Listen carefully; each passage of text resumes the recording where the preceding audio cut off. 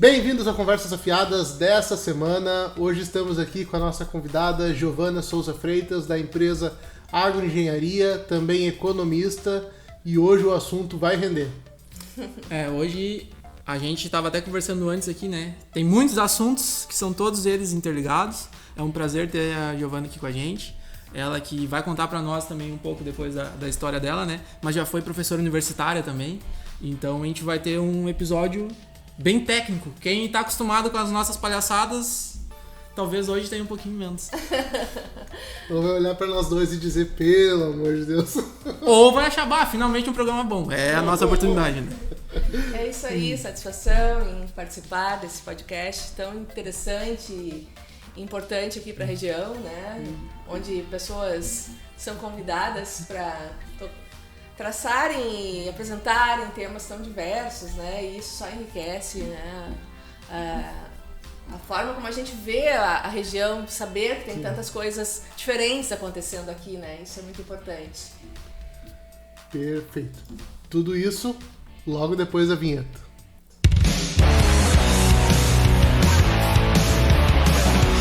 Aqui no Sicredi é diferente. De jeito maneira, não é só dinheiro, é ter um parceiro. Eu sou o Sicredi, todo o Brasil inteiro. Não é só dinheiro, é ver com quem contar. Este programa é um oferecimento de Cooperativa de Crédito Sicredi, a vitrine do doce, Malte Puro Cervejas Especiais, Gabriela Medeiros Designer, Meni Arquitetura e João Aze Quiropraxista. Links na descrição. Então, agradecer aos nossos patrocinadores, graças a ele que esse programa continua acontecendo. Lembrando, no QR Code aqui no vídeo, tu acessa ali, tem todos os links deles. Acessa as redes sociais ali, que só produto de qualidade. Giovana, então primeiro agradecendo a tua presença. Assim como praticamente todos os convidados, né, Rafael? A nossa agenda é sempre, né, muito atribulada, assim. Eu acho que a gente tinha marcado e aconteceu o episódio, não foi da enchente, foi da última chuva, que eu acho que teve uma cheia ali que parou a barca e aí o Rafael não pôde vir. Então sempre tem, né, uma questão climática ali que tá complicado ultimamente, né? É verdade. Mas é importante que a gente conseguiu marcar. Hoje um dia até bonito. Lindo, graças a Deus. É um episódio gravado, mas hoje tá um dia quente, tá bom até. Prazer ter aqui a tua presença e com certeza a gente vai ter uma conversa bem interessante aí. E queria que tu apresentasse pra nós um pouco da tua trajetória. Tu não é aqui da região, né? Pois é. Como que tu chegou até aqui e contar um pouco pra nós aí, se apresentar pra galera. Exatamente. Eu sou natural de Encruzilhada do Sul, né? Saí da minha cidade aos 17 anos para estudar em Porto Alegre e também já saí, em seguida ingressei na economia, comecei a cursar na URGS essa faculdade e vocês devem perguntar de repente, mas por que será que uma menina de 17 anos escolhe fazer economia, né? Eu sou de uma família de bancários, né? Meu pai era bancário, meus tios, boa parte dos meus tios também eram bancários, então nas reuniões de família vocês já sabem o que se conversava, né? Se conversava sobre banco, sobre dinheiro, né? E eu era muito pequena e naquela época já tinham vários impressos assim, né, que o meu pai levava pro banco ou melhor, usava no banco e trazia pra nossa casa e eu acabava brincando com aquilo ali. Sabe aqueles blocos de impressos, né, que se usava muito antes, quando não tínhamos ainda o digital, né? Então eu cresci dentro desse meio, assim, eu tinha uma mega caixa de papelão e eu tinha aquele monte de impressos e praticamente todos os dias eu brincava de banco e tal, né? Aí então chegou aquela fase lá da pós ensino médio, né, que naquela época era segundo grau e, puxa, e agora? O que eu vou fazer, né? E eu acredito que o nosso propósito aqui, né, enquanto pessoas, enquanto terrenos, né, enquanto pessoas que estão aqui na Terra, ele se define muito a partir da nossa essência, daquilo que a gente é realmente como pessoa, como indivíduo, né? E essa essência, essas características básicas do indivíduo, elas já são mostradas lá na nossa infância, né? Então, isso é o que vai te definir como pessoa, né? Muito ao longo da tua vida, né? Aquilo que tu era lá, quando tu fazia as coisas naturalmente, por uma questão de naturalidade mesmo, né? Ninguém tava te dizendo, Giovana, brinca de banco, Giovana, brinca de professora. Não, mas a gente brinca. Assim como vocês também faziam as brincadeiras de vocês. E aí foi por aí que eu fui, puxa, o que eu vou fazer mesmo? Mas o que eu quero mesmo? Eu, Giovana, eu quero mesmo estudar na URGS, eu pensava. Tá, e que curso que eu vou fazer? Então eu vou fazer economia. Né? Porque eu já tinha todo aquele viés da minha família, aquela coisa de que eu gostava daquele universo ali. Fui para economia. E foi um curso que eu gostei muito de fazer, né? A faculdade é um ambiente muito bacana, né? A gente sempre conhece pessoas muito legais, assim, e os meus professores me estimularam muito. E aí, então, só que diverso do que eu pensava, eu nunca trabalhei em banco. Né? Porque daí chegou uma fase da faculdade e eu me desvirtuei, assim, eu saí da esfera monetária e fui parar lá na economia agrícola, que é outra área da economia, né? E na economia agrícola eu também me encontrei muito, assim, muito mesmo, porque quem mora no interior, né, aqui no Rio Grande do Sul, a gente sempre tem essa vinculação muito forte com o campo, né? Com as coisas do campo. Mesmo que não queira, né? Mesmo que não queira. Tá né? ligado, não tem como assim, vou fugir, não quero, não. É verdade, isso também é a essência do gaúcho. Tu tá inserido nisso de uma forma ou de outra. Todo o nosso tradicionalismo, ele é construído em cima da lida no campo, né? É verdade. Ou seja, mesmo o gaúcho de apartamento, mas ele tá simulando hábitos do campo. Então, mesmo o gaúcho de apartamento, ele vai na Expo Inter, ele frequenta o CTG, ele tem uma vinculação muito forte com essas questões, né? Ou que não tenha, e acha que não tem, mas ele vai comer um churrasco, ele não vai fugir. Perfeito. Ele sempre tem alguma coisa que vai vir do campo, né? Não tem o que... Ainda mais nós aqui no interior, né? Que é tão forte nisso, tão né? Forte. E aí, então, dentro da área da economia agrícola, que foi realmente a área que eu me especializei, eu vinha fazer, algum tempo depois, um mestrado em agronegócios, né? Também lá na URGS. E aí me apaixonei, assim, porque naquela época, início dos anos 2000, só quem fazia agronegócios em nível de pós-graduação aqui no Brasil era a Federal de São Carlos, lá em São Paulo. E depois a URGS, então, inspirada nessa instituição, que é uma instituição bastante importante, ela criou essa pós-graduação em nível de mestrado, doutorado em agronegócios, e eu fui aluna da segunda turma. E aí, gente, foi um abrir de olhos, né? Porque a nossa turma era multidisciplinar, tínhamos economistas, administradores, engenheiros agrônomos e veterinários. E aí, então, foi uma experiência muito rica, né? Trocar esses saberes, né? Esses conhecimentos com profissionais de outras áreas. Então, desde lá, eu nunca mais me desvirtuei do universo agro, né? Eu tive, sim, distanciada dele, porque durante alguns anos da minha vida, eu trabalhei como professora na área de economia, dentro de uma instituição chamada Uniriter, que é em Porto Alegre, né? E também passei pela Dom Alberto, que é uma instituição que eu gosto muito, que fica em Santa Cruz do Sul. Né? Aí tu tratava a economia no âmbito mais geral, assim.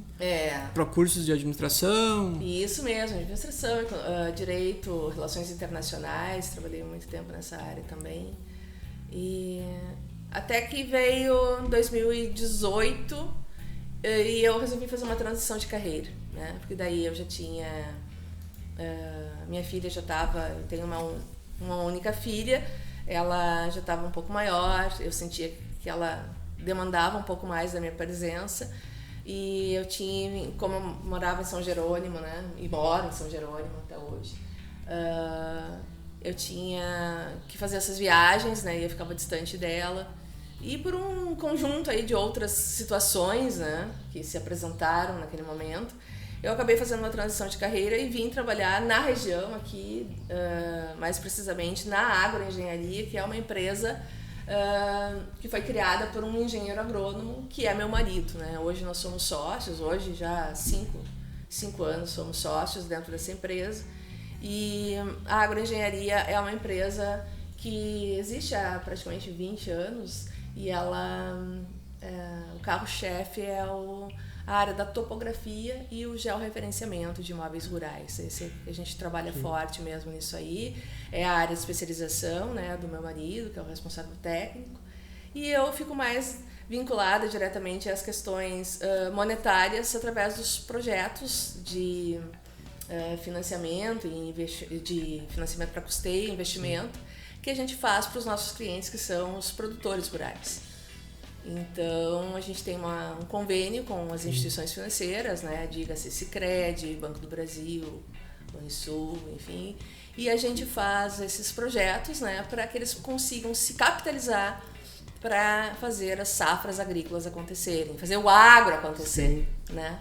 Então, agora, neste momento, por exemplo, nós estamos aí vislumbrando e já fazendo acontecer a safra 25-26, que Deus há de abençoar e que vai ser uma grande safra para compensar os prejuízos que a gente teve aí, né? Nos últimos anos tem sido... Nos últimos anos. Tem sido sofridos mesmo. Será que, por exemplo, assim, a gente conversou em off antes, assim, né? Curiosidade, então eu te faço a pergunta de novo. Porque nós temos aqui a nossa região que é muito rural, assim, tem muita área rural, né? Menos charqueadas, que é mais industrializada e tem uma área urbana maior. São Jerônimo, gigante, de terra em extensão, né? Tem 900 km² mais ou menos de área. É terra, né? São Jerônimo é muito grande. Butiá também. Em território. E aí eu havia te perguntado qual é a representatividade, né, do agro para o município. E tu me trouxe um dado bem interessante, que é... A economia de São Jerônimo, o agro já foi mais representativo, né? Atualmente a receita do município, que é oriunda do agro, está em torno de 22%. Quando eu falo em agro, é a atividade agrícola e pecuária, né? Ou seja, as questões agropecuárias. É uma cidade que não tem assim, uma representatividade tão grande, né?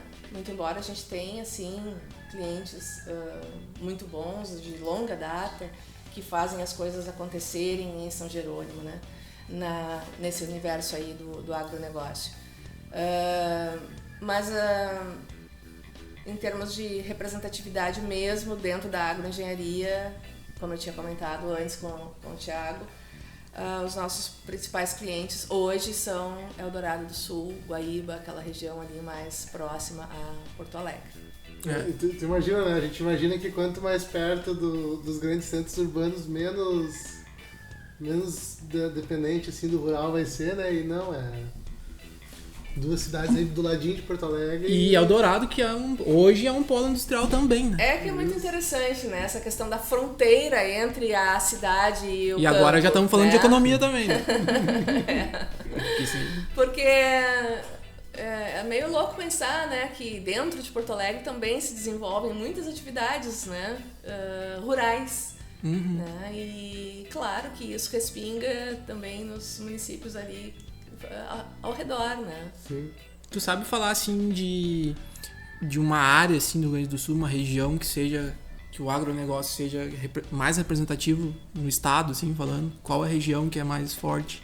Nós temos a região noroeste do estado, né?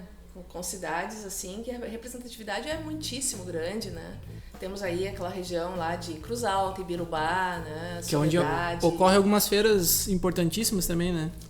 Carazinho, sim, exatamente, então ali o agronegócio é de fato assim o carro-chefe, né, de toda a economia local, porque é ele que realmente puxa o restante, né? E o que faz isso acontecer para nós leigos, assim, porque tu olha tipo, tem extensão de terra? Tem produtor rural? Tem. O que falta? Falta tecnologia? Falta mão de obra? Falta fomento? Eu vejo que isso é uma coisa muito de vocação. Cada lugar tem uma vocação econômica, né? Uma aptidão, né? E tem também lugares que descobrem novas vocações ao longo do tempo. E isso é muito interessante, muito mesmo. Por exemplo, aqui, né? Nós estamos dentro da região carbonífera. Mas será que não seria o momento de nós mudarmos essa nossa orientação? Vai ter que ser. Afinal de contas, não existe mais carvão, né? Em nível de mundo, o carvão está cada vez mais sendo erradicado ou substituído, né, por novas fontes energéticas. Eu até passei por uma notícia, mas eu salvei para ler mais tarde, que eu não tive tempo ainda. Mas parece que tá para sair algum regramento que vai vetar a utilização de termoelétrica de vez aqui no país. Eu vi superficialmente também. Eu salvei para ler depois, não li ainda, mas então... Que até a usina de Candiota, que seria a maior, foi ou vai ser bem afetada quanto a isso, né? Então, tipo, tá cada vez... diminuindo mais. E aqui já não tinha, esquece. E a gente, que nem tu falou, não teve, parece que até agora, um movimento pra tentar sair disso pra fazer algo diferente. Nós precisamos, então, encontrar um novo modelo, né? Um novo modelo que nos permita entrar novamente numa rota de crescimento fora da questão da energia, né? E que, se for dentro da energia, que seja da energia renovável, né? Ou seja, da energia limpa, da energia atual, né? Dentro de um modelo mais sustentável, né? Exato. Então precisamos migrar, né? Precisamos mudar a matriz produtiva, né? Então, Charqueadas é uma região que está muito bem consolidada nesse sentido, porque sim, existe um polo industrial aqui muito bem, né, consolidado de muitos anos, né? E São Jerônimo já é um município mais frágil economicamente, né? E felizmente, me parece que nos últimos anos as pessoas estão mais atentas. As pessoas que eu digo são os diretores, né? Os gestores. Os gestores da cidade, né? Eles estão mais atentos a isso, né? Ou seja, a promoverem a mudança, eles estão abertos à mudança. Eu acho que isso aí já é assim um ótimo indício de que as coisas tendem a melhorar. Porque a primeira coisa é enxergar essa necessidade. Enxergar a necessidade. Né? E querer mudar. Né? A mudança por si só, ela não é um processo fácil para ninguém, né? Muito menos para as empresas, muito menos para os municípios. Mas o que a gente precisa é assim, inspirar, né, em cidades, em locais que estão promovendo a mudança, que estão conseguindo se inserir no novo e, por que não, fazer o mesmo, né? Claro. Só que para isso nós precisamos enxergar o que nós temos de bom aqui, o que nós temos de favorável aqui, o que nós temos que vai servir de base para que a gente construa esse novo modelo de crescimento, né? Essa nova atividade, essa nova matriz produtiva. Aquilo que vai realmente ser o sustentáculo da renda para esses municípios aqui, né? Sim. Então, já que eu falei lá no início da minha origem, né, que é Encruzilhada do Sul, vou dar o exemplo para vocês aqui do que aconteceu em Encruzilhada. Encruzilhada é uma cidade de vocação estritamente agropecuária, né? Ela foi assim durante muito tempo, séculos até, né? E chegou lá no final dos anos 90 e a atividade agropecuária começou a minguar, a diminuir, né? Cada vez mais. E aí, em algum momento, a cidade começou então a receber empresas que começaram a fazer reflorestamento lá. Então, a atividade florestal ela se tornou muito significativa para a economia do município, né, no início dos anos 2000. E atrelado a isso, em seguida vieram empresas que descobriram um terroir adequado dentro do município de Encruzilhada para desenvolver uvas selecionadas. E uvas, gente, produzidas em qualidades tão boas quanto as que se produz hoje na Serra Gaúcha. Então, na sequência, várias empresas vitivinícolas e empresas, as próprias vinícolas, se instalaram em Encruzilhada. E empresas de renome, como Chandon, Valduga, né? E outras tantas. E aí, então, esse foi o redirecionamento. Essa foi a mudança de matriz produtiva. Se enxergou uma vantagem comparativa dentro do município. Qual é a vantagem comparativa? Aquela que me traz, sim, a oportunidade de desenvolver um novo produto aqui, com qualidade, né? Sim. Que isso não vinha acontecendo antes. E aí mudou o foco da economia local. Né? Isso foi algo planejado ou foi uma consequência de algo assim, aconteceu, alguém viu a oportunidade? As coisas foram acontecendo, pelo que me consta, né? Eu não estava mais lá naquele momento, né? Mas primeiro se consolidou a atividade florestal, num segundo momento aí alguns produtores começaram a produzir uvas, né? E se chegou à conclusão que as uvas eram tão boas quanto aquelas feitas lá na Serra Gaúcha. E aí vocês podem perguntar, puxa, Giovana, mas então por que eu não fico na Serra? Não continuo na Serra e vou lá para a Encruzilhada? Ah, mas é que, de novo, tem uma vantagem comparativa, né? Terra abundante, enquanto na Serra não existe mais terra abundante, porque Então, a terra já tá lá ocupada. é muito ocupada. O valor já é bem menor, já pode expandir produção. E por que então não tentar encontrar aqui? Será que nós não temos essa capacidade de encontrar aqui aquelas vantagens naturais, vantagens comparativas? E aí sim a gente vai implantar um plano de negócios ou um planejamento estratégico, enfim, né? Um plano de crescimento para fazer com que as coisas aconteçam aqui na região. Às vezes, Até porque não é totalmente reativo, né? Assim, na outra pergunta até parecia assim que, tipo, mas só aconteceu, né?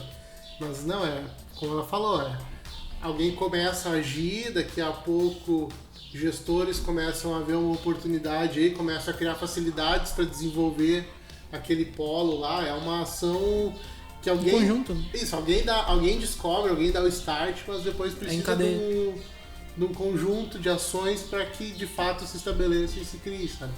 Esse comentário é muito pertinente porque nos revela a questão de que sozinho ninguém faz nada, né? A gente tem que ter essa noção muito clara na cabeça da gente. E tem que existir uma força conjunta entre instituição universitária e órgãos públicos, né? Administração pública, o setor privado, ou seja, é um contexto, né? Trabalhando em prol de um objetivo maior. Exato. E não ficar só o setor público encarregado de... Só o setor... A empresa do setor privado, só a instituição acadêmica ali, a UBRA, que é a nossa principal instituição aqui dentro da região, né? Não, tem que ser um conjunto de esforços. Tem que ser um conjunto de instituições, né? E eu acho que parece que é isso que falta, né? Porque aí sobrecarrega sempre uma parte ou algumas partes. Digamos que sejam 4 partes. Às vezes 2 se unem. Não consegue. Às vezes uma só tenta, não consegue. Mas nunca consegue fechar aquele elo ali pra todo mundo na mesma direção. Nunca se chegou nesse consenso, que é o que você tá falando, assim. Não, eu acho que vamos investir nisso que vai dar certo. Aí todo mundo trabalha naquela mesma coisa ali. Mas sabe que... pode que eu esteja sendo otimista, mas a gente precisa ser um pouco otimista, né? Com certeza. Igual eu que, sei lá, que vez na vida, agora saiu o edital da ponte, vamos lá de novo torcer que aconteça. Pra triunfo? Não, a ponte eu acho que não, né? Não é tão nível assim, então. Exacerbado de otimismo. É um otimismo realista. Já temos que comemorar o estreitamento da ligação entre São Jerônimo e Arroio dos Ratos, né? Que já é uma conquista, enfim, afinal. As duas ao mesmo tempo, calma. Calma. Mas me parece que existe sim hoje um engajamento nesse sentido, né? Eu andei participando recentemente de alguns encontros ali na UBRA, né? Eu também estou muito atenta ao que vem acontecendo dentro das atividades do setor público, né, do meu município, né, aquilo que se comunica, que vem sendo comunicado via Câmara de Vereadores, via o próprio prefeito, né, e aí a gente consegue ver de fato que me parece que as pessoas estão sim muito hoje, graças a Deus, enxergando essa necessidade e buscando esse novo contexto.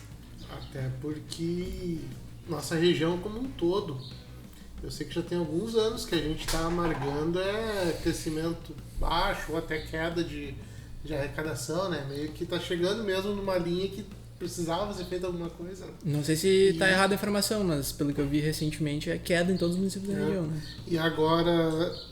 É outra coisa que eu não parei para estudar muito ainda, mas pelo que eu entendi, parece que na reforma tributária, que a partir de 26 já começam a aplicar algumas coisas, alguns tributos que hoje ficam com o município que produz vão ficar com o município que consome, né? Então, alguns grandes arrecadadores podem deixar de ser os grandes arrecadadores aqui e virar lá, né? Eu não estudei também, mas já ouvi falar que vai mudar muita coisa, né? Eu acredito Até que na isso cadeia aí logística ainda toda esteja muito assim... não existe muito concreto, né, dentro é muito ainda tão muito campo das ideias, né? Falta regulamentar muita coisa, né? Mas é uma das coisas que eu ouvi falar e fiquei bem preocupado, porque aqui nós temos alguns grandes produtores na região. Nós temos o Polo em Triunfo, temos a Multilab em São Jerônimo, temos a Gerdau aqui. Mas se daqui a pouco realmente acontecer isso, de ficar o imposto no município que consome, não no município que produz, quanto que a gente não vai perder aqui na região? Mas aí vai ser, a lógica vai ser para todos, né? Vão ter que se repensar muita coisa, se for o... Daí a necessidade, de fato, de ir se remodelando, né? Isso. Estar à frente e vislumbrar essa outra realidade que talvez não seja tão interessante, né? Ou que venha nos trazer algum tipo de problema. E para que a gente possa fazer frente e trazer algo novo, né? Para não ser tão fortemente abalado por ela. Como tu mesmo falou, é substituir a matriz produtiva. Isso, a matriz produtiva. E aí é legal a gente resgatar a tua fala antes, né? Que é complexo, na realidade, a operacionalização disso, né? Pensar assim parece que não é fácil, que é o envolvimento de todas as partes assim nesse elo, né? Que é produtor rural, o ente público, no caso a prefeitura, do município, a entidade financeira que vai dar o suporte, vocês que vão chegar para fazer esse planejamento, e a universidade, que seria a parte técnica. A gente tem também a Mater, que acredito eu que contribui muito para isso, né? Sim. Falando assim, parece que é fácil, é só todo mundo ali chega, se conversa, tudo vai dar certo, vai, mas não é, né? É muito complexo chegar nesse entendimento e ter um planejamento assim macro da situação. É complexo, sim, mas eu acho que eu sempre acredito que o mais importante é as pessoas saberem onde elas querem chegar e terem aquele foco. O que nós vamos fazer de fato? O que a gente quer mesmo? O que a gente precisa? A gente precisa trabalhar pelo crescimento da nossa região. Isso é o nosso propósito maior, né? A gente precisa encontrar alternativas para que isso aconteça. Então, cada um desses agentes, eles têm um olhar, né? De acordo com as suas habilidades, suas competências, suas especializações. Então, no que cada um pode contribuir, né? Inclusive instituições como as próprias entidades, como o CDL, por exemplo, o Sindicato Rural, né? Por que não envolver essas pessoas dentro do contexto, né?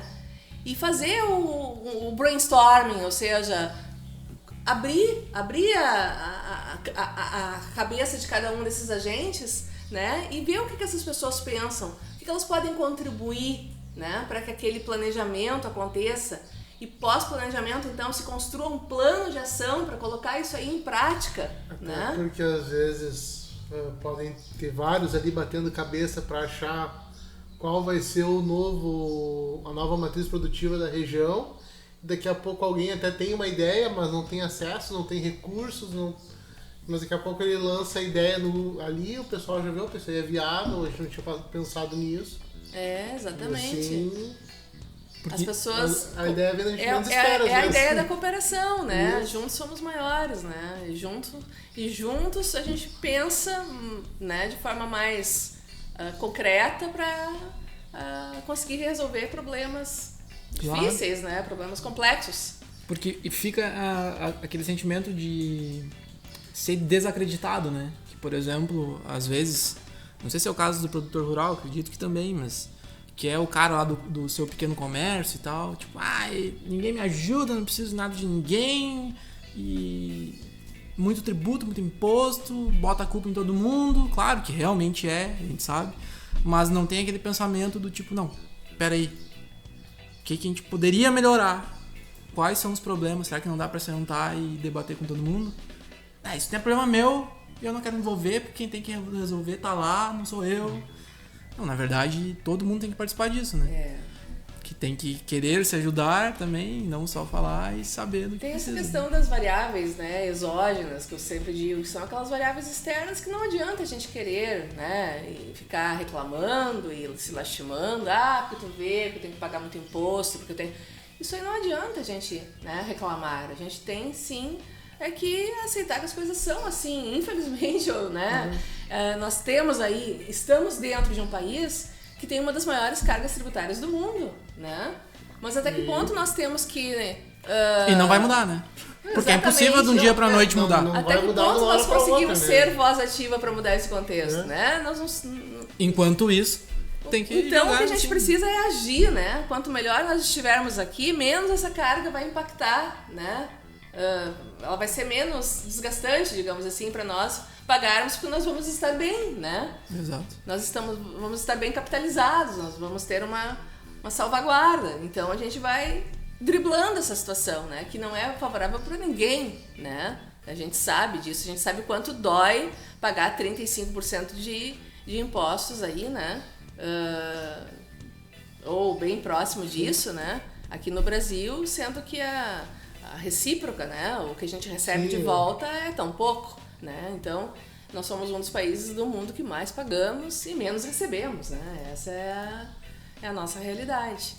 Agora, ficar realmente se lamentando em função disso não vai resolver, né? O que nós precisamos é assumir uma postura proativa e bater de frente naquilo que realmente é importante, que é não o que a gente vai pagar, mas o que a gente vai ganhar, né? O que nós vamos fazer para conseguir ganhar mais?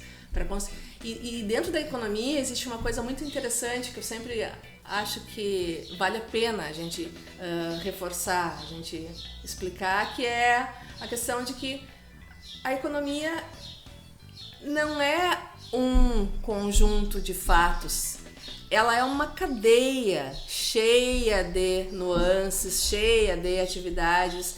Então, se um setor está bem, aquele um setor puxa vários outros para estarem bem também, né? Então a gente tem que trabalhar dentro de uma relação ganha-ganha, né? Porque a gente sabe que se a gente ganhar mais, e se a gente fortalecer essa região, a gente vai, por exemplo, vamos fortalecer aqui o município de Charqueadas. Isso vai respingar em vários outros municípios, né? Com certeza. Que vão sofrer também os impactos positivos disso. Então, a economia é muito disso, né? Enquanto agora, por exemplo, nós estamos vivendo um momento muito difícil para o setor agropecuário, né? Em função de todas as questões climáticas aí ocorridas nos últimos anos. Então, se o agro começa a frear, quantas e quantas atividades, quantas e quantas cidades, elas se fragilizam economicamente em função dos problemas do agro. Então, quando a gente vem falar sobre o agro, né, a gente não está falando especificamente... Por exemplo, o Thiago pode pensar assim, não, mas eu não tenho nada a ver com agro. Não, eles estão falando ali sobre coisas do agro, eu não faço... Claro que faz parte.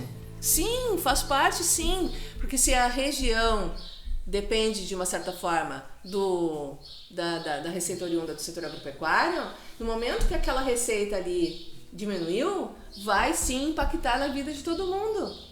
Porque impacta a vida da região, dos cofres públicos aqui, locais, né? Então o que a gente tem é que parar de pensar, né, que a gente não faz parte do contexto. Eu não planto nada, então eu não faço parte do agro. Isso. Mas come, né? Exatamente. E quando fica caro, tem que lembrar do porquê, né? Mas não como salada, então. Mais ou menos assim. Um dos comentários que se existia muito... hoje em dia esse tipo de coisa vai diminuindo porque pelo menos a informação é maior. Claro, tem muita desinformação junto, mas...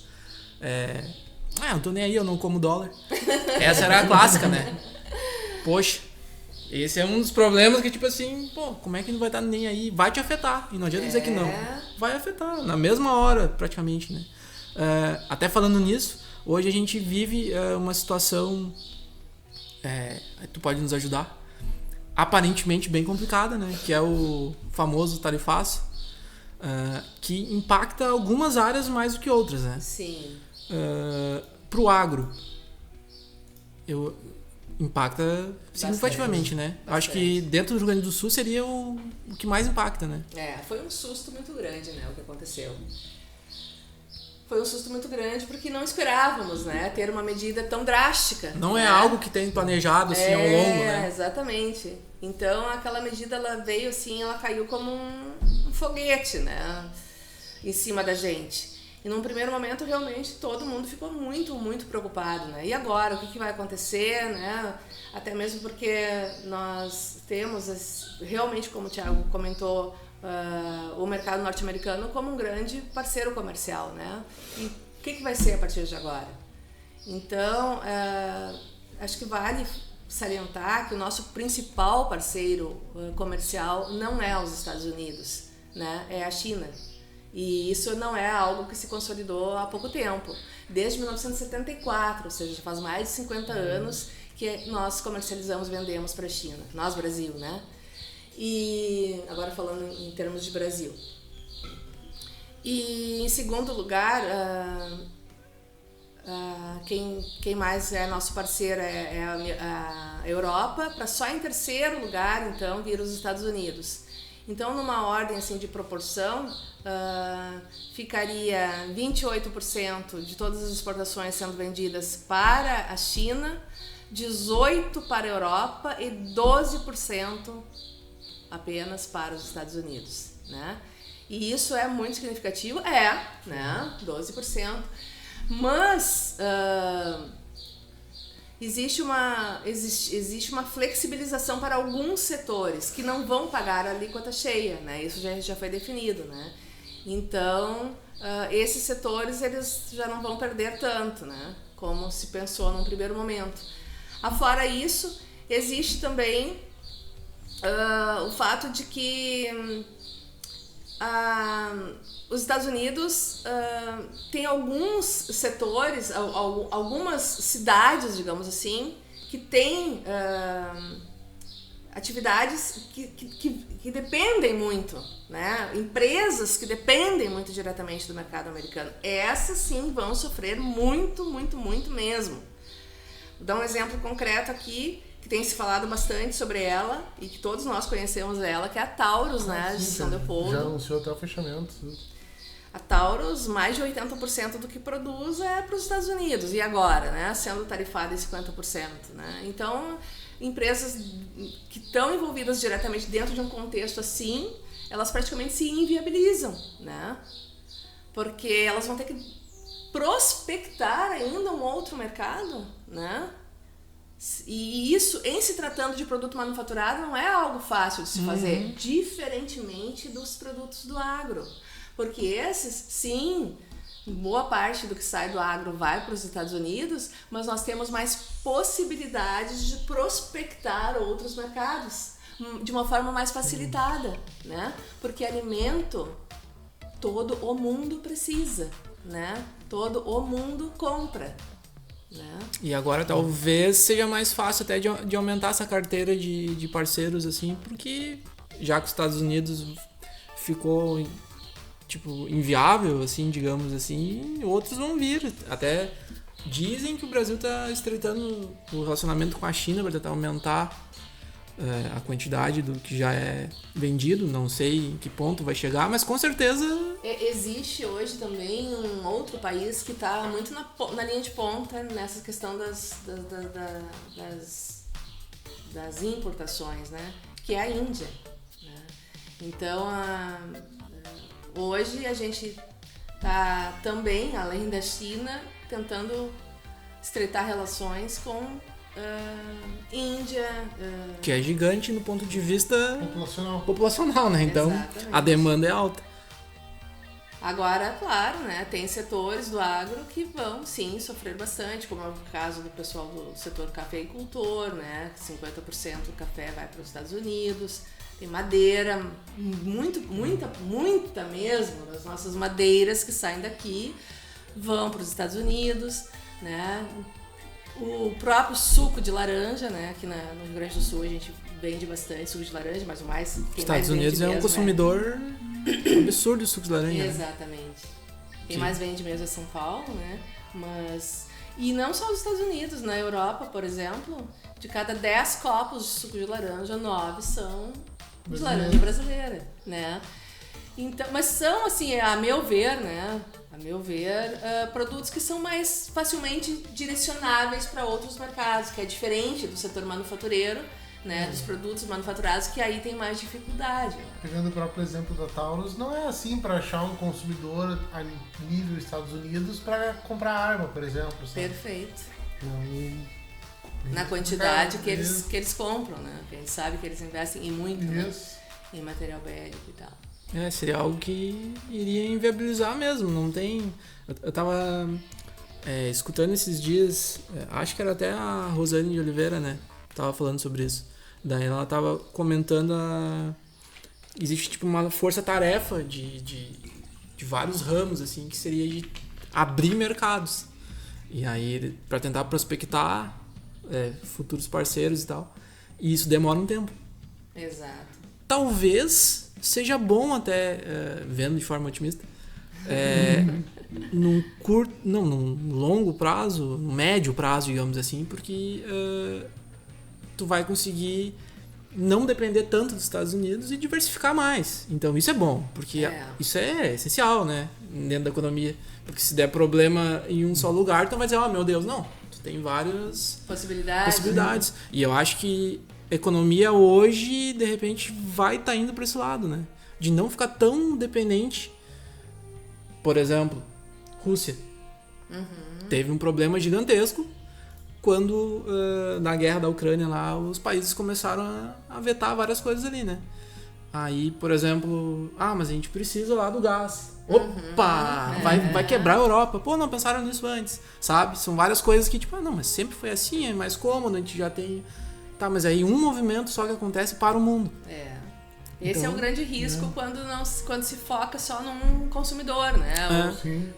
Mas isso é em tudo na vida, né? A diversificação sempre é a palavra-chave, né? Sim. Por exemplo, se a minha empresa vai focar só num produto, por exemplo, se eu fizer só projetos, né? Se a agroengenharia fosse viver só de projetos agropecuários, projetos de financiamento, talvez esse ano nossa receita fosse baixar, né? No entanto, a gente está com uma perspectiva interessante de faturamento esse ano em função da outra área, que é a topografia. Então, acho que uma coisa muito importante que a gente precisa fazer na vida, e não só dentro da empresa, mas na nossa vida mesmo, é sempre a diversificação. Enxergar a diversificação como uma necessidade. Porque aí, no momento que fragiliza um lado, tu te fortalece no outro, tu te apega no outro. Exatamente. Né? Até para o próprio produtor rural, aquele que produz só soja, o que ele faz no ano em que a soja baixa de preço, ou que a seca vem, conforme veio agora nos anos passados, e deu uma quebra extremamente expressiva na lavoura, né? Ele não tem para onde correr se aquela ali for só a única receita dele no ano. Então a diversificação é sempre a melhor alternativa, né? E isso também de tudo eu sou bem ignorante, mas agora eu vou fazer outro que eu também sou. Mas existem alguns produtos que tu pode plantar na entre-safra, né? Sim. E eu não sei se isso é tão explorado assim, de repente, porque requer, de repente, maquinários diferentes, enfim, mas... Pô, se der errado uma coisa, de repente, tu conseguiria em outra, questão de temperatura, enfim, ou de estação. Claro que isso é bem como tu falaste, Thiago, isso depende muito da capacidade que o solo e o próprio clima oferece. Nem todo local vai... Nem todo local vai te proporcionar uma entre-safra. Mas tem locais, por exemplo, voltando lá àquela região mais promissora do agro aqui no Rio Grande do Sul, né, que é o noroeste do estado, eles cultivam soja no verão, né? E depois que seria uma entre-safra, ou seja, tira a soja e planta o trigo, né? Então eles têm duas ótimas fontes de renda durante o ano. Né? Aí não fica só dependendo daquele semestre ali, ou enfim, eu não sei como é que funciona. E dentro disso que tu fala, a Embrapa, por exemplo, trabalha muito dentro dessa mesma lógica, de fomentar atividades distintas dentro de uma mesma área, né? Como, por exemplo, fazer atividade florestal, pecuária, né? Dentro da mesma área. Para que o produtor consiga, então, ter diferentes fontes de renda. Sim, né? E algo que é ecologicamente correto, né? Porque aí uma coisa vai subsidiar a outra, ou enfim, vai precisar daquela outra para fazer todo o ciclo, né? Exatamente, até do ponto de vista da nutrição do solo, isso é muito importante, né? E a rotação de cultura. Falando também, voltando um pouquinho antes que a gente estava falando, a questão da cultura, assim, que a gente tinha comentado, né, da cultura do município e tal. Tu não acha que, economicamente falando, não faz parte da nossa cultura de brasileiro?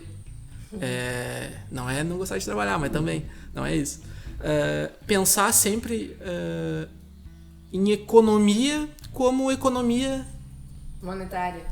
Do tipo assim, primeiro eu tenho só uma receita, eu me agarro naquilo que não pode acabar. Se acaba ou se diminui, meu Deus, eu vou morrer, vou reclamar de todo mundo. E depois eu tenho que apertar o cinto. Sempre. E eu nunca penso em ganhar mais. Eu nunca penso em aumentar a receita. Eu penso em reduzir, cortar. E botar a culpa, terceirizar as culpas todas possíveis e reduzir. Parece que isso, no meu ponto de vista, acontece em tudo, assim, até na parte pública, assim. A gente aumenta os gastos até estourar em coisas que não dão retorno. Aí, opa, deu errado. O que é que eu faço agora? Fecha, reduz, acaba, aperta todo mundo do governo, dificulta mais ainda, aumenta a carga tributária, mas parece que nunca pensa em fazer mais receita. Não é receita de imposto. Receita da ponta, Da né? atividade produtiva mesmo. Da atividade produtiva. Esses é que tem que aumentar a receita. Claro, perfeito. Nunca é esse o pensamento. É que é muito fácil, né? Se o agente político, o público, enfim, se o agente político pode aumentar impostos, né? Por que não aumentar? É mais prático, né? Mas assim, É mais o prático. meu problema tá resolvido, as contas fecharam no azul. É mais prático e, além de tudo, é mais rápido também, né? Mas é mais burro também. É mais rápido. Porque... Só que aí você tá penalizando, de fato, né? Quem faz a coisa acontecer, né?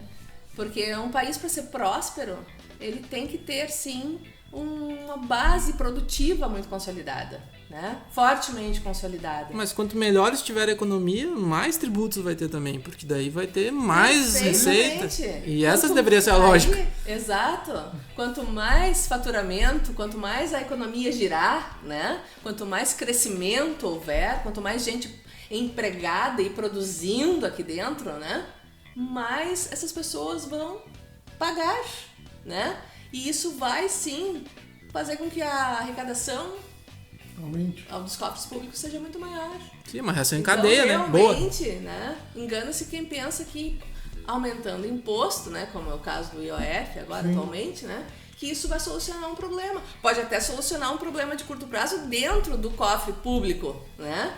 Mas isso traz, sim, seríssimos problemas, porque vai, sim, impactar lá naquele que vai deixar, de repente, de fazer alguma movimentação para não pagar o imposto.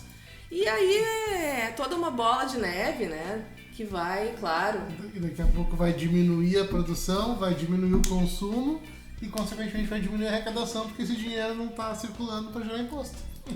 É um tiro no pé amanhã, né? No pé. Aí eu não sei...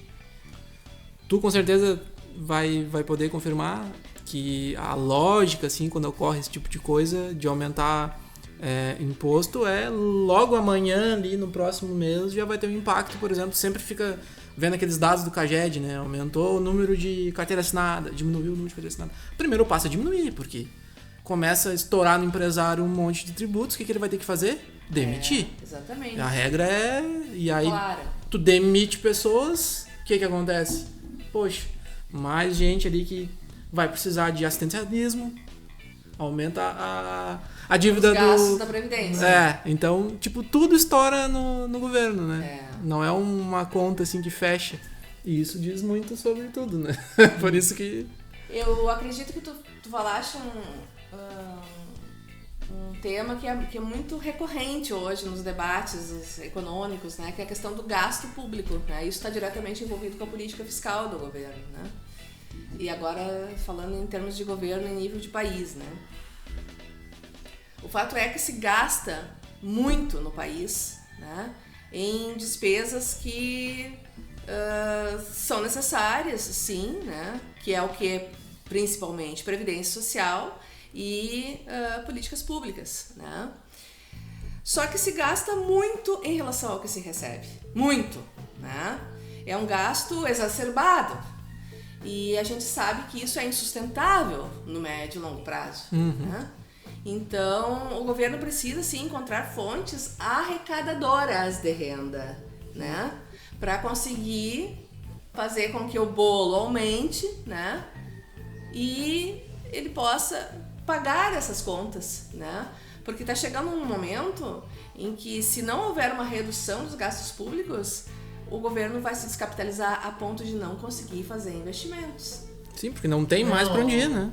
E o investimento é variável mestra. Sem ele não tem crescimento econômico. Que tipo de investimento? Investimento público, investimento privado? Aí, voltando àquela nossa linha lá, primeira, que as coisas não acontecem quando só o público ou só o privado atuam, precisa sim haver uma convergência, né, de interesses nesse caso. E se não houver dinheiro, recurso para fazer investimento, nós vamos sim parar de crescer.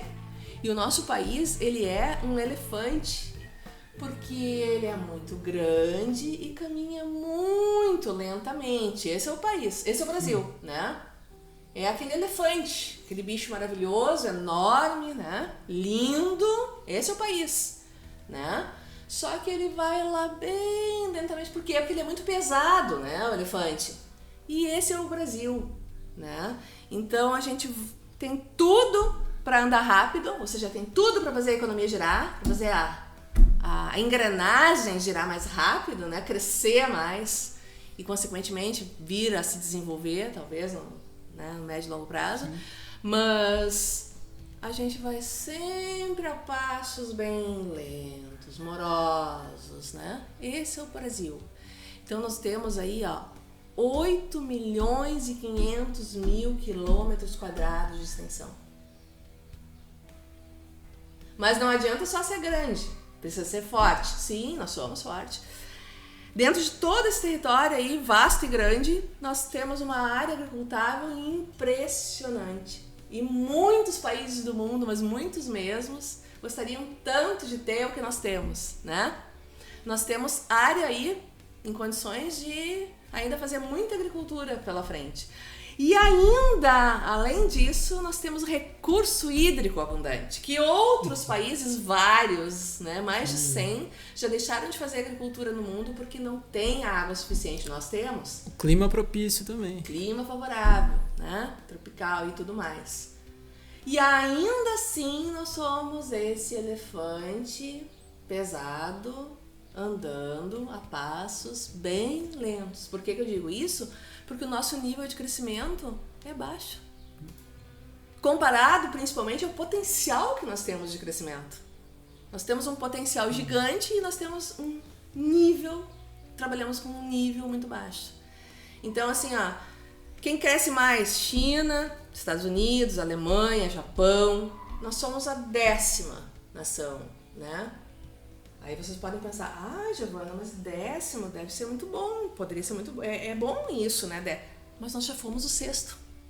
Nós já fomos o 6º, e não faz muito tempo, e nós fomos o 6º maior país em crescimento no mundo.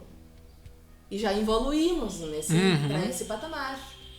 O fato é que nós precisamos, sim, ter gestores que consigam fazer esse movimento reverso. De conseguir gastar menos. Esse é o grande desafio. E arrecadar mais. Só que arrecadar mais sem aumentar a carga tributária, porque isso a gente sabe que já chegamos a um momento, num patamar, né, que não cabe mais aumentar impostos. Produzir nesse país é algo caro, sim, né? E tu vê que o brasileiro, a pessoa brasileira, ela é uma pessoa produtiva, ela é uma pessoa criativa, sabe? Saindo agora... Muito criativa. Não, mas eu digo assim, saindo... Não, mas pra conseguir viver nesse... Também. Tem que ser criativo, né? Mas eu digo assim, saindo do agro agora. Mas tu vê, por exemplo, ali, a inteligência artificial faz o quê? Não faz nem um ano, assim, que entrou valendo na vida da população em geral. Pô, e o que o pessoal já correu para se especializar e começar a oferecer serviço de engenheiro de prompt, agente personalizado, sabe? Tipo assim, em um ano...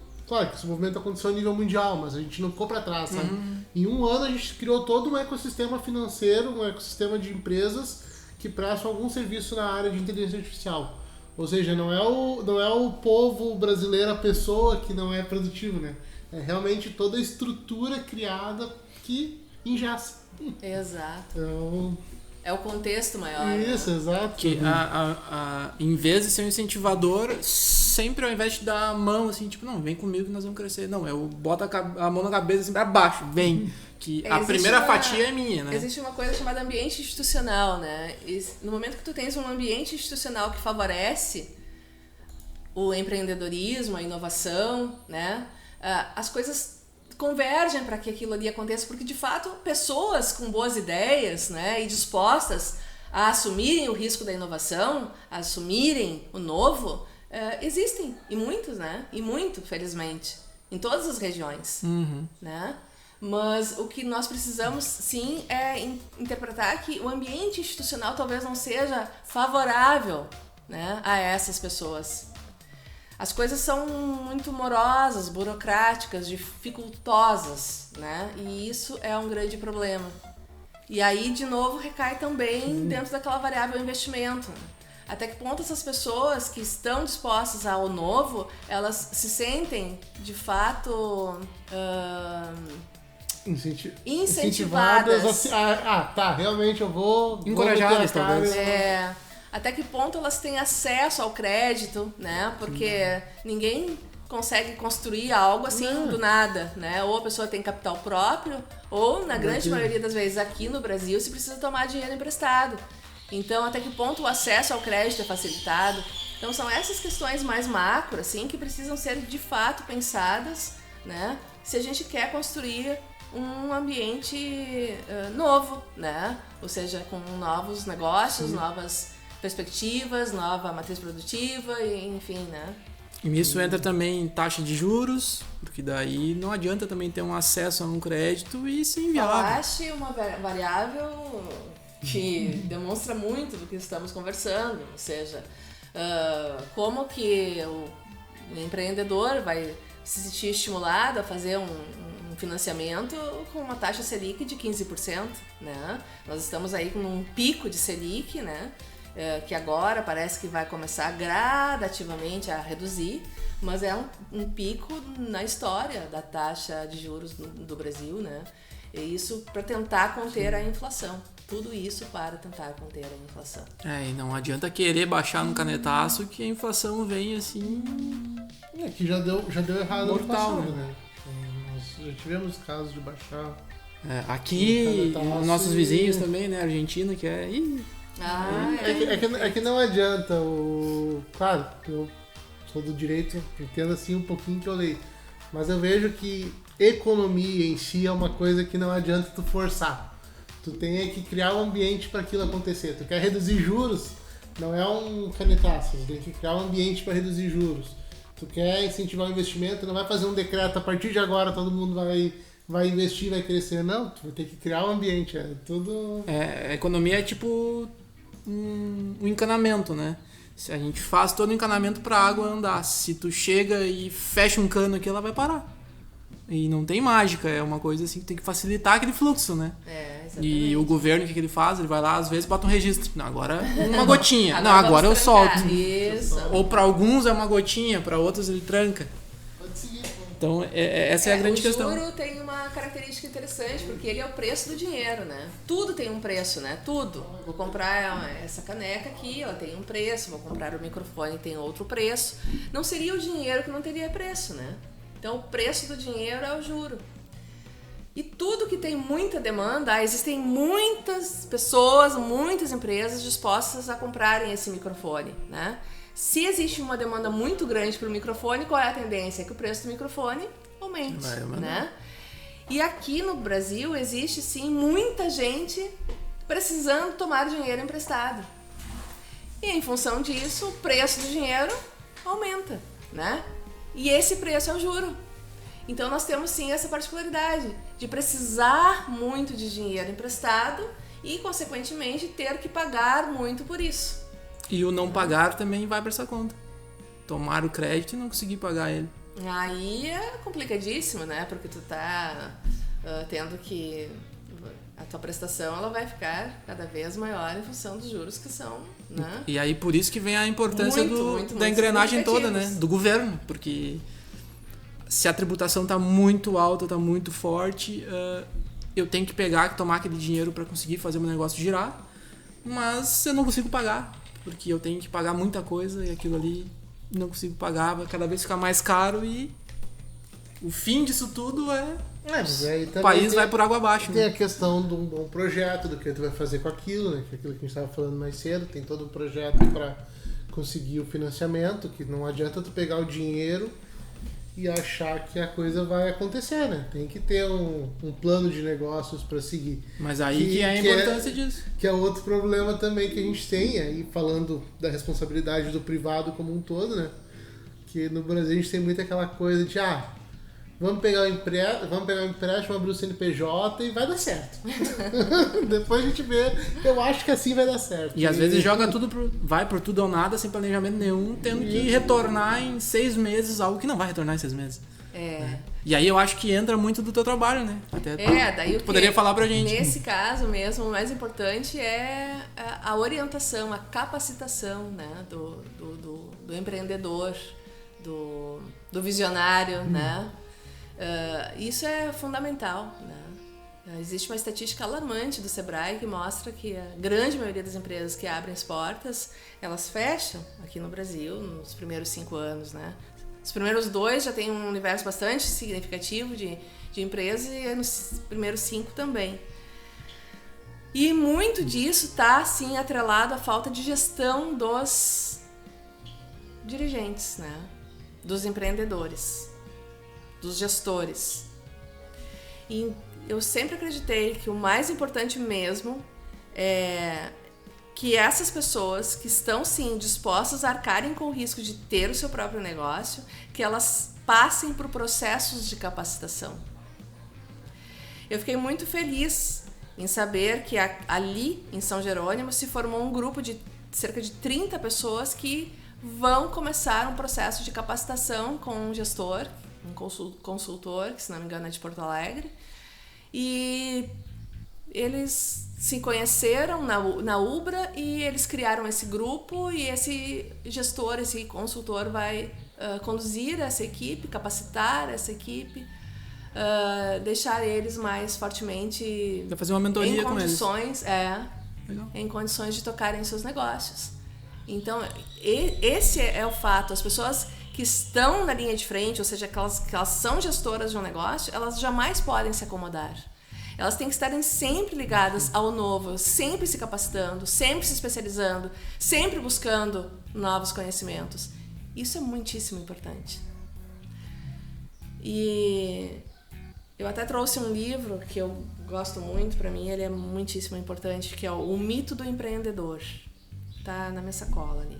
Normalmente esse livro anda comigo. O Mito do Empreendedor, ele é um livro que demonstra muito claramente... Quer mostrar ele? Não tem um livro aí? Tem. O Mito do Empreendedor, de Michael Gerber.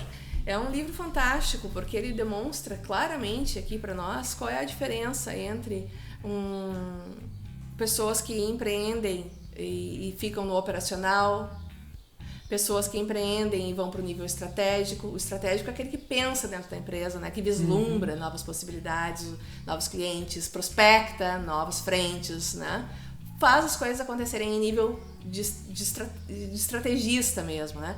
E o operacional é aquele que realmente assume uma função mais técnica, né? Ele vai fazer a coisa, fazer no dia a dia, eu vou produzir essa mesa, ele faz a mesa, né? Sim. Esse é o operacional. Michael Gerber fala de uma forma muito clara e precisa, né, das diferenças entre o técnico, o operacional e o estratégico, e demonstra então a importância que tem um estrategista dentro das empresas. E isso nas pequenas empresas, no universo das pequenas empresas, é difícil. Sabem por quê? Porque a tendência que nós temos, se nós não nos cuidarmos, é fazer só o operacional. Sempre, né? Já que ninguém sabe fazer, dá pra mim, eu vou tentar fazer tudo hoje mesmo. Hoje o funcionário não veio, quem vai fazer? Né? Então tem situações assim que as pessoas recaem no operacional, mas se não houver o estratégico, tudo vai ficar mais difícil. Ou seja, a propensão de insucesso dessa empresa é muito maior, porque não existe alguém vislumbrando o que vai acontecer no longo prazo. Né? Exatamente. Agora, por exemplo, entrou a inteligência artificial com tudo, ela vai mudar a performance de praticamente todos os tipos de negócios. E quem não tiver à frente pensando, bom, mas será que o meu negócio vai ser impactado pela inteligência artificial? Até que ponto o meu negócio realmente vai ser impactado? O que eu preciso fazer para fazer frente a essa área, né? Ou seja, estar ligado ao que está por vir nos próximos anos. Se não tiver alguém fazendo isso, vai ser muito difícil, porque daí a inteligência vai chegar com tudo e nós vamos ficar à mercê do processo. Que é o que aconteceu diversas vezes, né, ao longo do tempo, da dificuldade da mudança, que, tipo, não vamos mudar porque isso aí não vai dar certo. E aí quando vê, acabou aquele negócio. É a história das máquinas fotográficas, por exemplo. Sim, Kodak agora, exatamente. Fechar mesmo, de encerrar toda a marca Kodak encerrou agora, né? Mas caiu em desuso. A própria Microsoft não quis embarcar no negócio do smartphone porque achou que não ia dar certo. E depois correu atrás com o Windows Phone e não conseguiu buscar. Mas aí é uma empresa que nem tu falou, né? Não tá focado só naquilo, não, né? Sim, é uma linha só num produto, não depende só disso. Agora uma empresinha pequena que a gente só faz isso aqui. Aí eu só faço essa caneca. Aí quando vê, inteligência artificial não serve pra nada, eu faço caneca. Aí quando vê, não, mas tu vai conseguir usar um prompt lá que tu vai fazer não sei quantas canecas. Cara, sem zoeira, hoje mesmo uma coisa que já é possível fazer de graça, a pessoa só precisa ter impressora 3D. Eu consigo gerar um objeto no chat GPT, tem uma outra IA que converte aquilo num projeto 3D e tu leva na impressora e imprime. Sabe? Então assim, hoje tu não precisa saber modelar 3D, tu não precisa saber desenhar, só tu imaginar o objeto, fazer o prompt, jogar na outra IA e tem um objeto impresso. É incrível. Sabe? E hoje é muito rápido essa mudança. É praticamente outro mundo, né? Sim. Que tá se delineando aí na nossa frente. Isso vai ter um impacto em tudo, né? Tanto na economia como nas artes, em tudo. Construção civil. Já passei por alguns rios de casa sendo impressa. Cara, monta uma estrutura gigante ali, vai a coisinha despejando cimento no desenho da casa ali, a casa sai impressa. Não vai precisar mais contratar pedreiro, obrigado Deus. Aí vai ser uma coisa boa.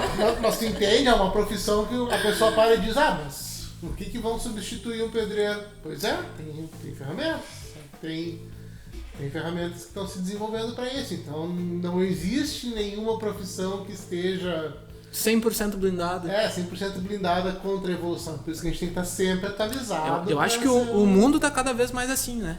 Nós, antes do podcast, a gente estava conversando sobre a enchente, né? Eu falei, nunca vai chegar aqui. Não, mas o nunca não existe mais, né? Exatamente. Quando vê uma hora, chega. Temos que trabalhar com todos. Nós estamos no universo da física quântica, né? Que é a física das possibilidades. Exatamente. Então tudo pode acontecer, né? Temos que ter claro isso, né? Claro.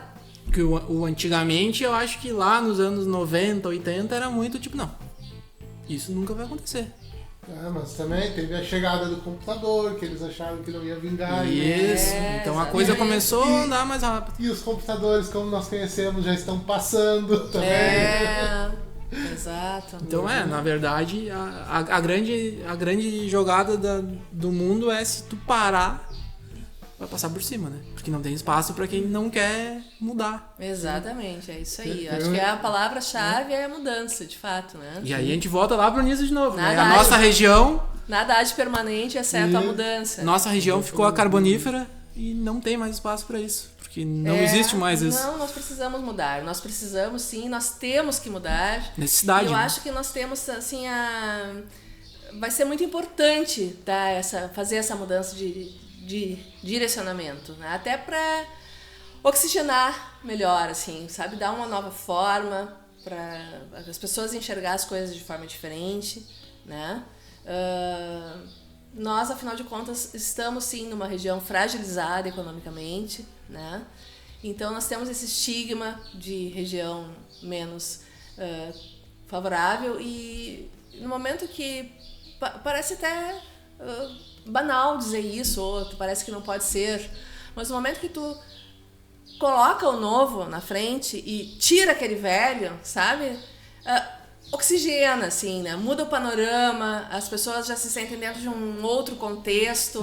Dá até um outro ânimo Dá outro ânimo, disposição, enfim. Então eu sou muito favorável à ideia de que nós precisamos, sim, terminar com essa região carbonífera e partir para a região metropolitana, porque afinal de contas nós somos região metropolitana. Então por que não incorporarmos de fato, né, isso que é a nossa realidade, né? Olhar pra frente, né? Olhar pra frente. Porque o passado já foi e não vai voltar mesmo. Olhar pra frente, é isso aí.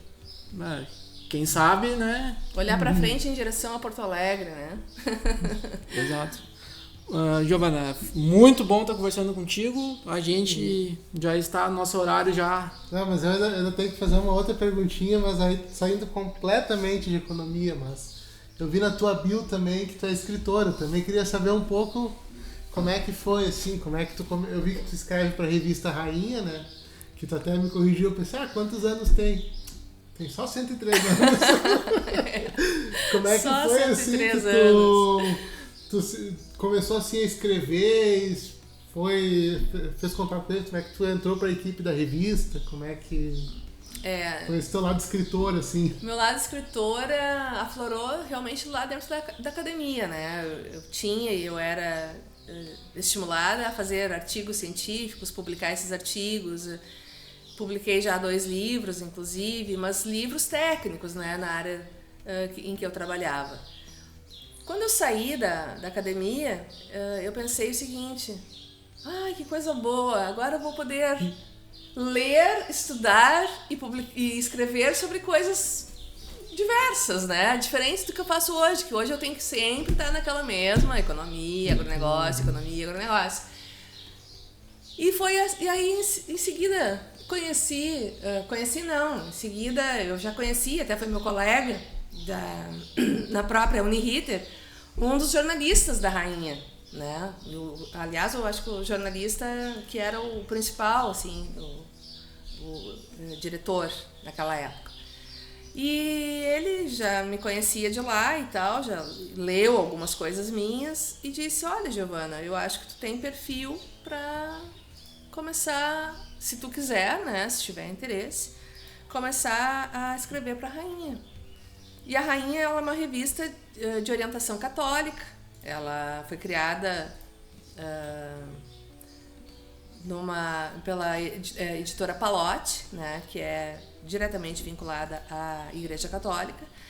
Mas a Rainha tem uma questão assim que eu acho bárbara, que eu agradeço a eles, que é o fato de que eles me dão liberdade. Então eu escrevo sobre o que eu quiser escrever, né?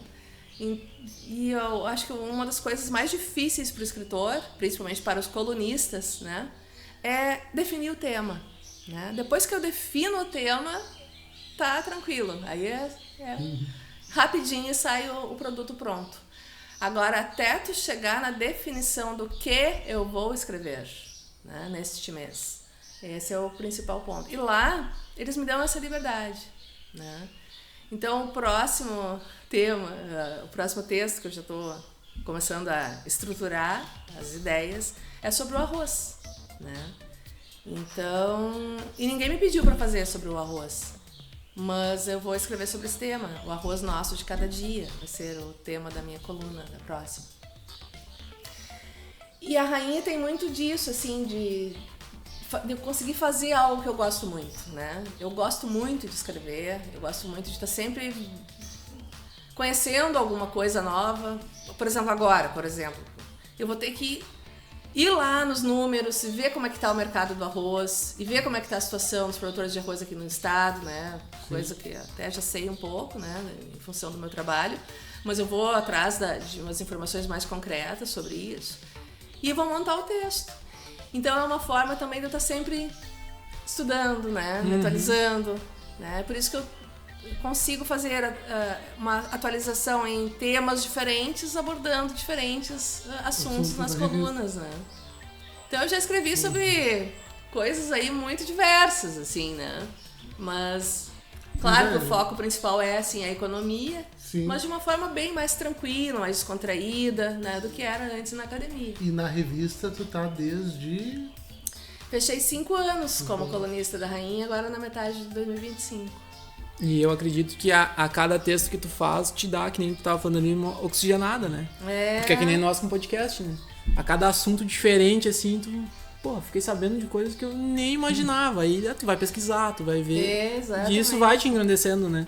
E é bom, é legal. É. Viu que tem ligação, né? Apesar de não ter nada a ver, mas é muito bom, muito legal. De fato. Bom, Rafael, não sei se tu tem mais algum tema. Não, era mais esse também que eu queria Não, foi perguntar do lado importante, foi escritor. importante. A Giovana também, não sei se tu quer trazer mais alguma coisa. Tem uma Pra última questão que talvez seja legal, assim, de abordar, né? Que nós temos também uma cervejaria, né? Chamada Rising Beer. Ela tem sede em São Jerônimo. Eu conheço, mas nem imaginava que tinha. Essa cervejaria ela foi criada há cerca de uns 4, 5 anos atrás. Foi um pouquinho antes da pandemia ali, foi um momento bastante complicado. E nós pegamos, né, a pandemia. Sim. No início da vida dela. Foi criada pelo meu marido. Sim, e naquela época parou tudo e pra voltar mesmo, 2022 e pouco, assim, Meio né? pro final já. É. Aí quando parou tudo, né, como tu falaste, a gente pensou, não, isso aí é só esse ano, né, em seguida vai se resolver e vai voltar a venda de chopp. Nós zeramos, não vendíamos nada, absolutamente, né, porque não acontecia nada. Tu imagina se alguém ia comprar chopp, né? E aí, então, não foi o que aconteceu, você sabe muito bem, todo mundo sabe, né? Que aquela situação se perdurou por muito tempo, né? Inclusive por mais de 1 ano, foram 2. Na época eu e a Gabriela não morávamos juntos ainda. Aí eu até liguei pra ela e disse, Gabriela, acho que essa pandemia é perigoso, acho que vamos ficar uns 40 dias sem se ver ali. Ela com certeza não gostou muito. A quarentena foi um pouquinho maior. Cinquentena ou sextena, enfim. Mas aí, enfim, depois disso, a Rising voltou à cena, né? Pós-pandemia, e deu tudo certo. Nós sempre tivemos como norte fazer um chopp de qualidade, esse é o nosso propósito maior. E para isso a gente sempre trouxe pessoas de fora daqui da região, né, para trabalhar na linha de frente, na linha de produção. Então, no primeiro momento veio um mestre cervejeiro lá de Bento Gonçalves, né, ele ficou alguns anos aqui como principal cervejeiro da Rising. Meu marido é responsável técnico, né, por ser engenheiro agrônomo, ele que é o responsável mesmo pela cervejaria, mas em função da nossa atividade aí dentro da agronomia não Sim, dá, não consegue né? ficar A gente não tem tempo em pra cima isso. da cerveja. Daí então esse pessoal aí que veio de fora começou a fazer o chopp. E nós, na nossa família, a gente sempre teve a questão nutricional como algo muito importante. Então a gente tem algumas coisas assim que a gente prima no nosso dia a dia, né? Que é por uma boa alimentação, não por comer, mas por se alimentar, coisas desse tipo assim, né? Que são de fato muito importantes para nós. E a Rising, ela nasceu também com esse propósito, né? Meu marido disse, olha, eu quero fazer cerveja porque eu vou estar sabendo exatamente o que eu estou bebendo, né? Então é uma cerveja livre de conservantes, livre de cereais não maltados.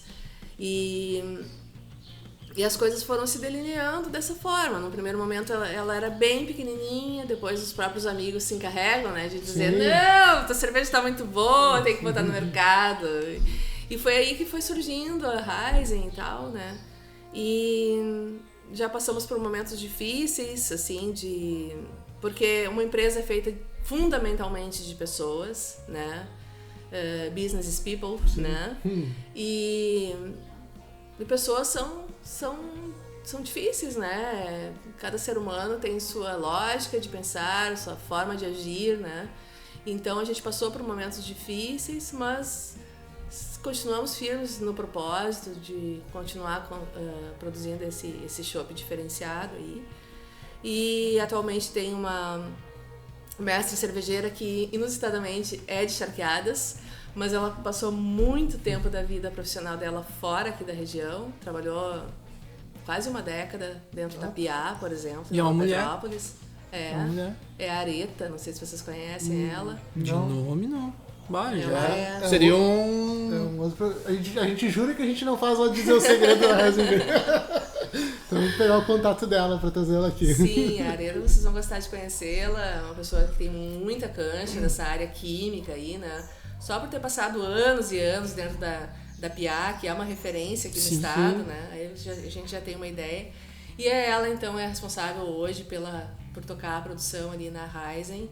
Então, o chopp que se bebe é um chopp diferenciado nesse sentido, assim, de que a gente coloca esse diferencial em termos de insumos de qualidade, insumos que a gente preza mesmo pelos nossos fornecedores, saber de fato de onde que eles saem, né? E a pessoa que está ali na linha de frente, puxando a produção com conhecimento de causa mesmo. E a venda hoje está sendo mais na região ou para fora? A gente vende fundamentalmente aqui na região, né? Já tivemos experiências de vendas lá na Serra Gaúcha e tal. Na época que o nosso cervejeiro veio de lá, ele também, né, prospectou algumas oportunidades lá, a gente vendia. Mas por questões logísticas, a gente vende aqui. E eu sempre digo que a Heisen, apesar de ela estar em São Jerônimo, ela não é de São Jerônimo, ela é uma cervejaria regional. Porque o nosso sócio, nosso não, porque eu não faço parte oficialmente da empresa, né? Meu marido é que faz. Mas o sócio dele, atualmente são 3 sócios, né? E um deles é de Arroio dos Ratos, que talvez vocês conheçam, é o dono do mercado camponês, o Marcelo. Não. Marcelo Santos, que é uma pessoa gente finíssima, tem uma trajetória aí muito grande nessa linha do empreendedorismo, do varejo, né? E ele é parceiro nosso ali na cervejaria há muito tempo. Então, o Marcelo também puxa bem significativamente as vendas, né? Que isso é muito interessante. Sim. E a mestre cervejeira de Charqueadas ficou aqui, por isso assim. que a cervejaria é regional mesmo, né? A localização é São Jerônimo, mas ela puxa aí pessoas de outras cidades. Importante, se adiante da pandemia já passou a marca de 5 anos. É isso aí. E foi daí, então, né? Ver como as coisas são interessantes, né? Através da experiência na Heisen, porque a gente andou fazendo alguns eventos lá e tal, né? Que eu vinha conhecer o pessoal das bandas aqui da região, né? E particularmente eu consegui me convencer que a região aqui tem profissionais de altíssima qualidade na área da música, mas altíssima qualidade mesmo. E isso eu falo com propriedade, porque música sempre foi uma coisa que me atraiu muito, muito, muito, assim. Sempre participei de muitos shows em Porto Alegre, na época que eu morava lá, e participo até hoje. Agora, por exemplo, em novembro vai ter o cover do Dire Straits no Araújo do Viana, já estou com o ingresso comprado há bastante tempo, né? E aí conheci o pessoal da Velho do Mato, da Harvest, conheci o Darlan, que é outro profissional que eu acho muito bem capacitado, assim. Aqui a gente tem uma riqueza muito grande nessa área da música, né? Sim. É. E o pessoal da Velho do Mato, além disso, além de serem profissionais muito, muito bem capacitados, eles são pessoas muito queridas, né? Muito gentis, muito gente boa. Então, fiquei muito feliz de ter essa oportunidade, assim. E isso foi a Heisen que me proporcionou, né? Através dos eventos lá é que a gente conseguiu abrir oportunidade para trazer eles e conhecê-los, né? E deixar claro que não porque eles talvez sejam os maiores clientes lá do shopping, né? Não é por isso. Porque a galera gosta. Parte, né? A galera gosta. Mas é muito legal mesmo, né? Que esse ambiente do rock aqui da região, todos são assim, né? Depois que tu começa a conhecer melhor, assim, é todo mundo família. Muito família, né? e que a galera faz o que ama mesmo, porque não é questão de dinheiro, né? Muitas vezes, na grande maioria. Pra eles mesmo. Eles têm outras atividades, né? Da mesma forma como nós, né? A gente faz cerveja, não é aquilo de realmente se dedicar full time na cervejaria e tal, ter toda... A gente não tem todo esse engajamento. Talvez em função disso é que a Rising ainda seja uma empresa menor do que ela poderia ser, né? Mas é de fazer aquilo que a gente gosta, sabe? É de beber aquilo que a gente sabe, a procedência, né? Tem todo esse contexto aí que eu acho que... E de conhecer pessoas bacanas, né? De saber o que está acontecendo aqui na região. Por isso que quando eu vi ali que vocês fazem essas agendas de shows, eu logo pensei, mas que bacana isso aqui, porque tá fomentando aí, divulgando o trabalho dessas pessoas que realmente merecem, né? Essa divulgação, né? E foi de uma necessidade nossa mesmo, que tipo assim, é sempre uma caça pra achar o que vai ter esse fim de semana de show, sabe? Então vamos nós caçar e passar uma listinha com tudo, que aí o pessoal pode ir num lugar centralizado e escolher o que assistir, né? É o que a gente sempre brincava, né? Aqui na região tinha que fazer um grupo, inimigos do marketing, porque nunca tem número de telefone, não tem endereço, não tem informação. Então é difícil de achar essa gente. Poxa, mas isso em todas as empresas. A gente trabalhou junto no setor de compras. A gente sabe que existe a empresa, mas não tem página no Facebook, não tem número no Google. Às vezes tinha que passar na frente. Não, pera aí, eu vou descobrir quem é essa pessoa pra eu conseguir contratar ela. Pra conseguir um orçamento, aí tu imagina, né? Mas acho que melhorou bastante já com a questão hoje em dia com o Instagram, já foi uma melhora gigantesca. Nesse ponto, mas há uns 5 anos atrás... Esse é um dos pontos positivos da rede social, né? E que eu acho que também um dos únicos pontos positivos pós-pandemia, né? Que aí a galera se obrigou a ter que fazer canais de comunicação diferentes. Realmente. Porque antes, meu Deus, cara, olha, pra te achar um telefone... olha, não era poucas vezes que eu ia... Já existia o Google Street. E que eu tinha que ir lá no Google e ver se tinha uma placa com um número na frente pra conseguir entrar em contato. Tu vê que negócio, né? Ou então tinha que esperar... tá sempre passando o carro ali na rua... O carro com adesivo. Ele passa em tal horário. Passava o carro e lá tirava foto do... Olha, isso é uns 10 anos, não é uma coisa que assim... incrível, né? É menos de 10 anos. Assim. Bom, mas tá melhorando, isso que é importante, né? A região tá melhorando, isso que é importante. O feeling funciona, viu? Que nem eu estava comentando antes, né?